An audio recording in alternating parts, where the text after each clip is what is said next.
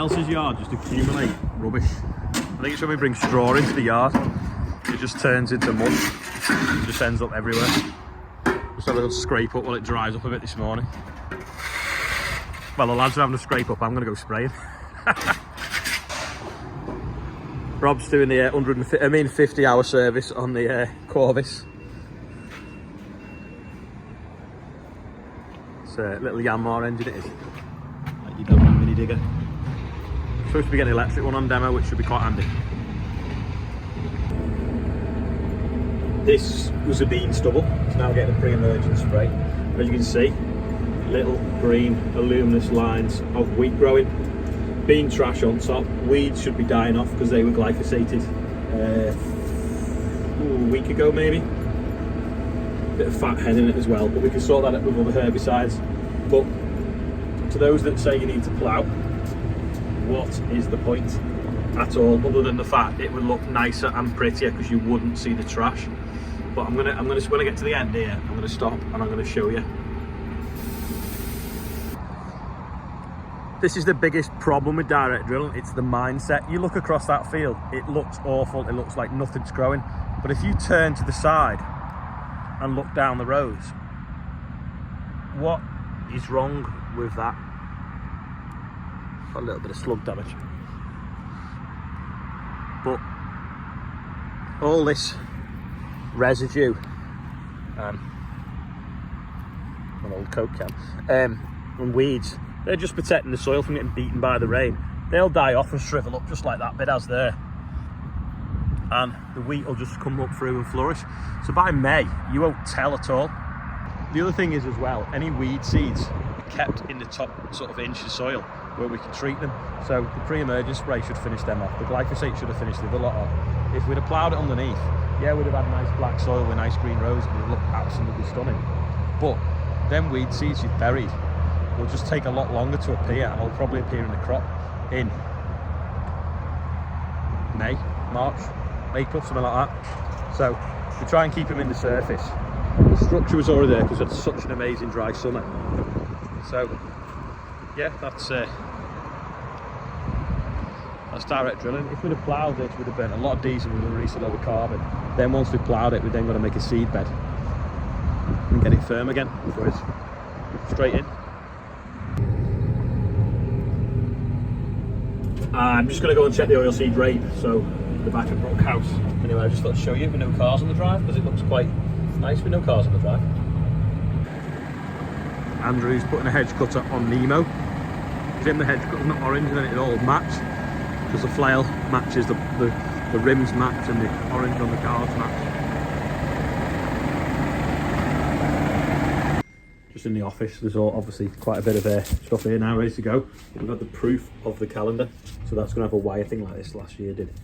And there's the pictures that made it. So hopefully they'll be getting printed this afternoon in the next few days. We'll have them with us next week.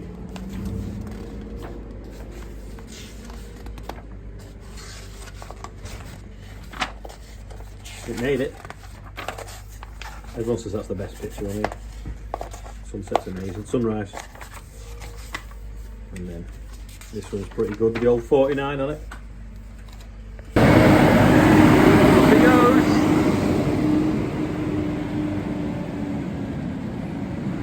Have you hidden Paul's welly?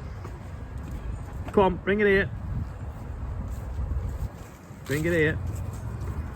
Don't you run off. I think I've made a bit of a mess eating my sandwich. Crumbs everywhere. So that's what happens when you eat it when you're driving. This field of oilseed rape had brome, which is now going red. You see it's dying. And bits of volunteer barley as well. That's going yellow and dying. And there's the rape plants there now that hopefully will start to get away now they're not competing with the weeds. It was a bit late spraying this, and that's why it allowed it to get away. Do you remember the other year we had an issue with the crossing?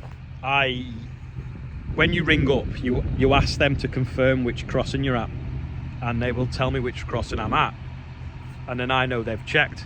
But they were like, no, we want you to tell us where you are, and then we'll confirm that you're here. So I'll ring, they want me to ring them up and say, I'm at Lee Green Crossing. Then they'll go, yes, you're at Lee Green Crossing. Then they give me permission to cross. But I don't know they've checked that I'm at Lee Green Crossing and not just repeated what they've just heard. So we come up with a cross check, which basically means I say, I'm at Lee Green Crossing, can you confirm this? They'll say, yes, you're at Lee Green Crossing. Then I will say to them, what is the grid reference for Lee Green Crossing? So which they'll reply, SJ 500, whatever it actually is. And then I know that they've definitely checked that I'm stood in the right place, because the other year they let 2 trains come when they told me it was safe to cross. Anyway, they've got a new guy today, just rang, doesn't know the procedure. He's like, no, you need to tell me the grid reference as well. I was like, no, I've just told you where I am. You've confirmed this. Now I want to confirm that you know where I am. It's not rocket science. He wasn't having it. So he said he's going to give me a phone number for someone else to ring up. So while I was on the whole phone waiting on it ages, I thought, well, I'm just going to ring the boss. So I rang the boss, said what was going on. He went, all right, leave it with me. I'm in the office. I'll go and find him. So I'm waiting for the phone to ring back. But I've been here probably 10 minutes now, just wasting time, because they just can't get a level crossing to work properly. Why don't they just build a bridge? Why can't they put traffic lights?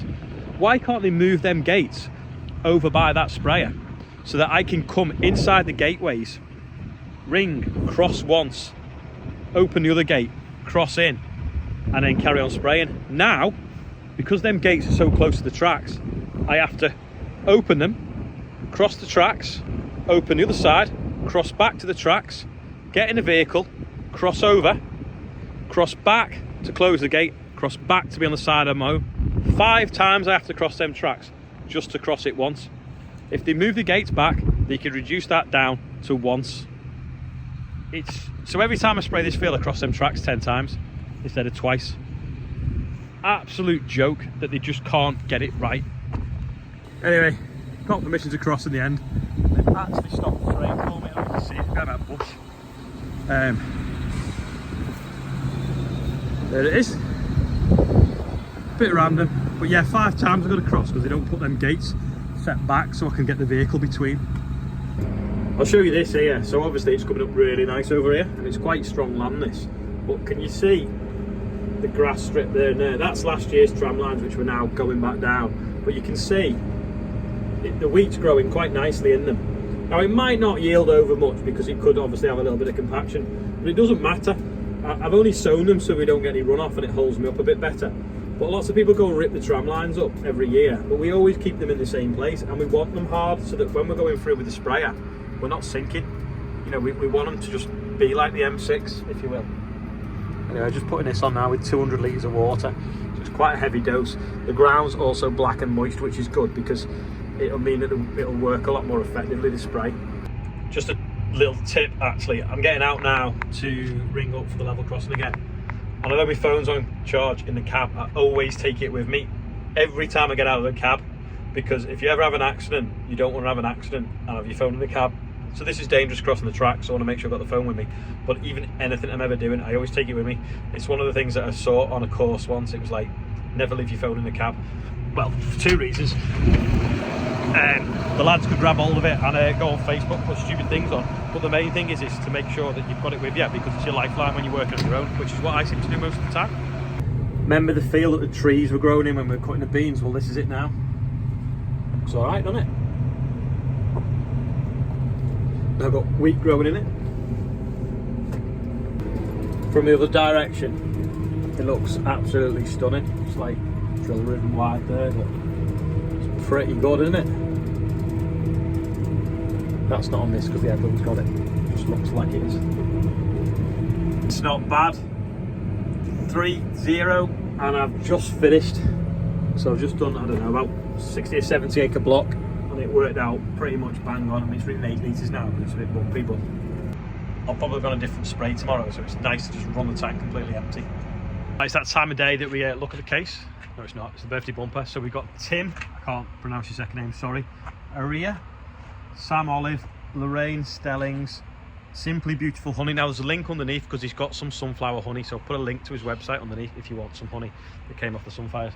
Alvin Shorten, Christina Halliwell, Paul Goodson, And then also RAP Roll Van Zander. I can't pronounce it, really, sorry, Zanik.